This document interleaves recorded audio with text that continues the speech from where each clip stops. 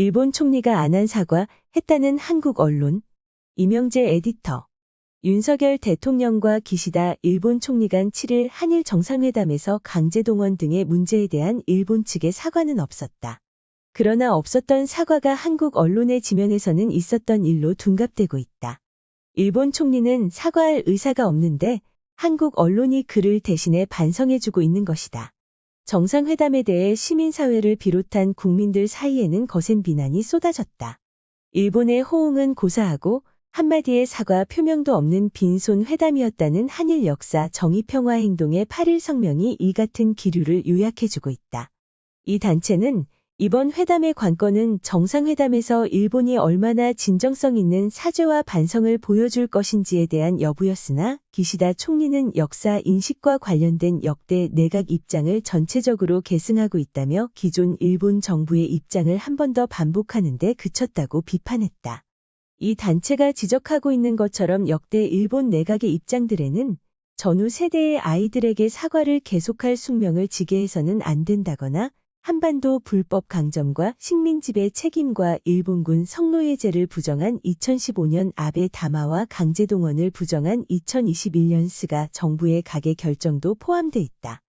더욱 정확히 말하자면 아베의 계승자답게 기시다 총리가 그간 취해왔던 태도는 과거사에 대한 통절한 반성과 사죄를 표명한 김대중, 오부치의 전향적인 선언보다는 과거 전쟁 범죄와 식민지 침략을 부인하고 오히려 자신들의 식민 통치가 조선의 발전에 기여를 했다는 식의 왜곡 망언을 일삼은 아베 내각의 입장에 가깝다. 이번 회담에서도 그 같은 기조에서 달라진 점은 거의 없다. 그러나 중앙과 조선일보는 기시다가 의도하지도 않은 말을 한 것처럼 해석하고 있다. 강제동원 피해자들과 관련해서 얘기한 많은 분이 힘든 경험을 한 것에 가슴이 아프다는 말 한마디를 깊은 사죄라도 한 듯 요란하게 보도했다. 그러나 기시다의 발언에 혹독한 환경 속에서 일하게 된 수많은 분이나 매우 힘들고 슬픈 경험은 과연 누구를 얘기하는 것인가? 혹독한 환경은 누가 만든 것이며 그 힘들고 슬픈 경험은 누구로 인해 무엇 때문에 겪게 된 일인가를 이들 언론은 전혀 묻지 않는다. 일본 정부는 그동안 강제동원 문제가 나올 때마다 당시 전쟁이라는 어려운 환경 속에서 일본인들도 많은 고생을 했다고 해왔는데 그렇다면 기시다 총리가 말한 것은 당시 일본인들을 가리키는 것인가? 이런 점을 따지고 들어가 보면 기시다의 발언은 사죄나 사과이기는커녕 강제동원에 대한 책임자와 가해자가 없는 다만 불운이나 불가피한 사유로 겪게 된 이들에 대한 안타까운 심정을 나타낸 것에 지나지 않게 된다. 오히려 강제동원은 없었다는 점을 한국의 대통령과 정부에 훈계하듯 강변한 것이나 마찬가지다.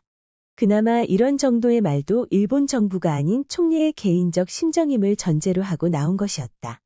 그러나 이에 대해 중앙일보는 2015년 아베 담화 이후 8년 만에 일본 총리가 직접 과거사 문제에 대해 유감을 표명한 것이라고 후하게 해석하고는 지난 3월 초 윤석열 대통령이 매듭을 푼 강제징용 해법에 대한 화답이기도 했다고 찬사를 보내고 있다. 나아가 한일 관계의 최대 걸림돌인 과거사 문제에 한 발짝씩 더 나아갔다고 의미를 부여했다. 조선일보는 이 발언에 대해 과거사에 대해 입장을 밝힌 것은 처음이다라고 간단히 전하고만 있다. 그러나 일면에 기시다의 현충탑 참배 사진을 싣고는 독립운동가 잠든 현충원 참배라고 제목을 달아 외국을 방문하는 정상들이 을에 찾게 돼 있는 국립묘지 참배를 마치 일본 총리가 한국 독립운동가들의 묘역을 찾아 고개를 숙이고 속죄의 참배라도 한 것처럼 보이게 했다. 일본 총리가 하지도 않은 생각을 담아 제목을 붙인 것으로 일본 정부가 왜곡 보도라며 항의를 해도 될 법한 보도다. 한국의 유력 언론들의 대일본 관련 보도가 사실의 왜곡을 넘어서 없었던 일을 있었던 일로 만드는 정도에 이르고 있다. 무에서 유를 만드는 상황이라고 할 만하다.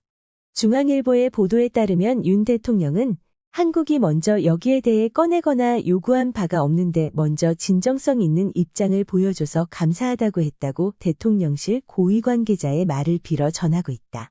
애초에 사과를 요구할 생각조차 하지 않았다는 얘기인데 그러나 그럼에도 일본 총리가 결단을 내려 개인적 심정을 한마디 한 것에 감흡했다는 반응이다. 일본에 대해 사과할 필요가 없다고 하는 대통령과 일본 정부는 전혀 생각지도 않았던 의도가 있었던 것처럼 나서서 사과라고 해석해주는 언론.